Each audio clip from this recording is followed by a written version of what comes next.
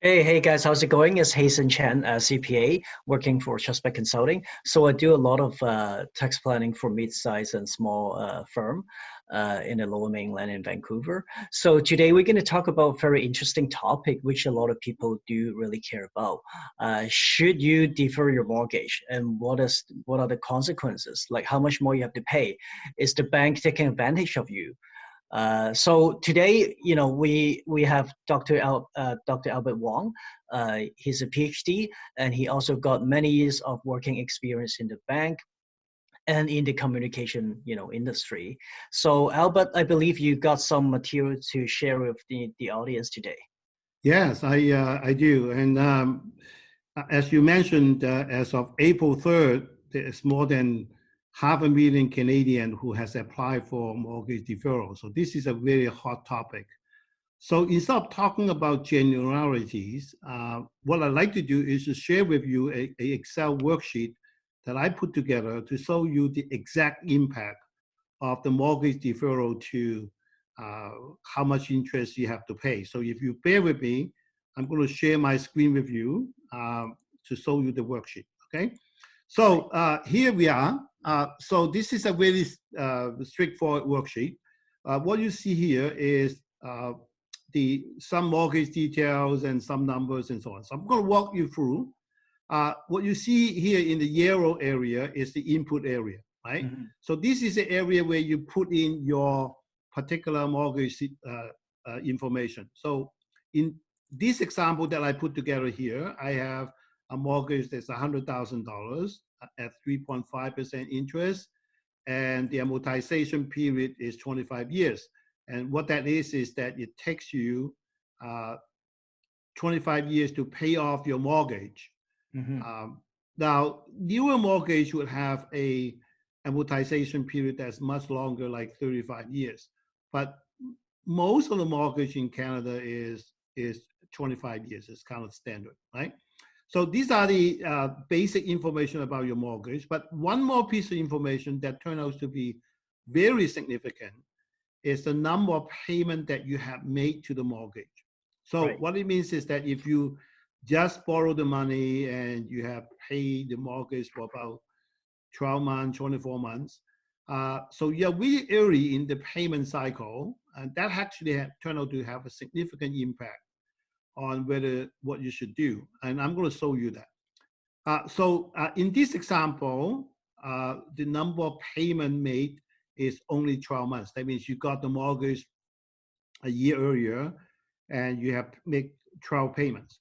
Mm-hmm. Now, if you have done that, then according to the calculation, your monthly payment is about $500, $499.27. You still own the bank or the financial institution $97,000. So that means out of the 12 months that you make, the payment that you make, you only pay off about $26,000, $2,600 mm-hmm. of principals. And you obviously have a long way to go. You have 288 months to go. Right. And so on. Okay. So that's the basic information on your mortgage. Now, the second section that I put together is about the deferral, right? So most banks will allow you to defer your mortgage up to 6 months. So here is another yellow area. So you can put 6 in here. Now you say, well, I don't need really 6 months. I only need 4 months because after 4 months, I probably would have a job back. Well, you can actually input that number later on and see what changed. The other thing that I put in here are the alternatives. You actually have 3 alternatives. The first alternative is that you have enough money to pay off your mortgage because you didn't lose a job and your financial situation has not changed. Well, in that case, you don't need any deferral. You shouldn't do anything. The second alternative is that you lost a job, you don't have any income other than what the government have given you mm-hmm. In terms of the bonus. Then you probably need the 6 months. And in this case, you skip about $3,000 worth of payments out of the 6 months, because each month is $499, so 6 months is about $3,000, right? But there's a third alternative. The third alternative is for you to make some payment into your mortgage. It's not the full amount. In this particular illustration, I show you that if you just make the interest, right? Now, there are people out there who can actually take advantage of this without talking to the bank, right? For example, if you have a home equity line of credit, you can actually utilize this option easily, right? So you just make payment on the interest, right? So again, you skip about $1,300 worth of payment out of the 6 months period. Now, what's the impact? Well, the impact, let's go right to the bottom line. The impact is this. If you defer your payment for 6 months, you need to make close to 14 months of additional payments at the end of your mortgage. Right? And that is a big impact, right? So now the 14 months of payment, 6 of them is to catch up with the 6 you missed, right? So if you take the 6 months away, it means that you have to make close to 8 monthly payments in addition to what you're supposed to pay over the course of the loan, right? And the total interest in this case, in addition to what you pay, is about $4,000, right? So you skip about $3,000 in your monthly payment for 6 months. The additional interest is about $4,000. On the other hand, if you pay only interest, right, making a partial payment, well, your additional payment is basically 6 months, right, to catch up. Well, if you think about it, what you have done is basically defer your everything for 6 months, and while you're deferring it, you pay interest on the principal, right? So that makes sense. But you still have a penalty. The penalty is that you still have to pay close to $1,700 worth of interest, and the reason why that's the case is because your principal, you own the same amount of money for 6 months. So that's the penalty you pay. So regardless of what strategy that you're going to use, there's a penalty for you to defer your payment. So unless you really cannot afford to make the monthly payment, you should not be doing it. So that's the first message. Well, the second message I want to give to you is this. What you should do actually depends on a number of scenarios, right? It depends on, first of all, how far along you are with your mortgage, right? So I'm going to show you a graph. So here's a graph that will show you how many additional payments that you need to make depending on how many payments you already make to your mortgage. So let me just explain. So if you are very early on in your mortgage payment cycle, so for example, in this case, you have made only 24 payments out of the 300 that you expect to pay. How many additional payments that you have to make at the end? Well, you have to make close to 14 months worth of additional payment, right? 6 to catch up, another 7 or more payments to pay for the additional interest. But on the other hand, if you're really much into paying off your principal, you have made 200 and 225 payments in your mortgage. At that point in time, you're paying off primarily the principal, right? Right. So the interest portion is not as important. Well, if you look at the chart tells you that, well, you only have to make 8 additional payments at the end if you have pay off 225 monthly payments. Well, the 8 consists of 6 months to catch up, plus the 2 months for the additional interest, right? So in that case, it's actually not too bad, right? So how far along in your payment schedule in your mortgage does make a difference in terms of whether the impact on the deferral is significant or not. Right, because for homeowners, if they just got a mortgage, at least for the first couple of years, most of the money goes to the interest. And, a really small portion of the money actually pays off the principal.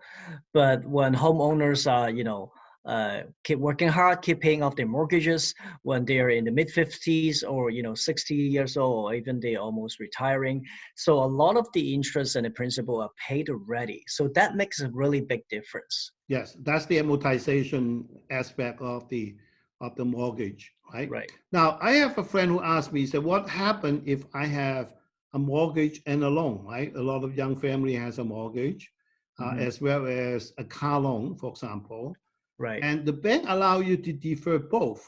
So what happens if I have a bit of money? Where should I put the money? Should I put the money into the car loan, or should I put the money into the mortgage? If you have any money to put in to make payments, what should I do? Well, I will answer that question later, but before I actually answer that question, I forgot to tell you one more thing. The other thing that I want to actually tell you before I talk about the car loan situation is interest rate does make a difference, right? So if you have a very low interest rate, so for example, 2.5% versus 3.5%, the blue is 2.5%, the red is the 3.5% that we're looking at.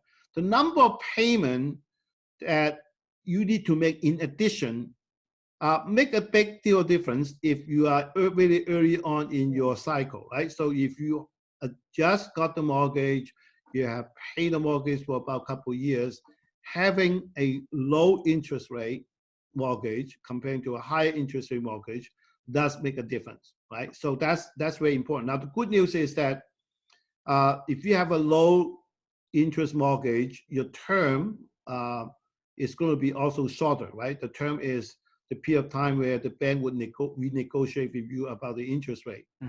And so your term could be coming up in the next 12 to 18 months, and you have to renegotiate with the bank about interest rate. Well, the good news is that the interest rate probably will stay very low, right? Because we're still in recession, depression we're going to be in recession and depression because of the virus situation. So hopefully when you renew your mortgage, at that point, the interest rate is low enough for you to not to have a big impact on this.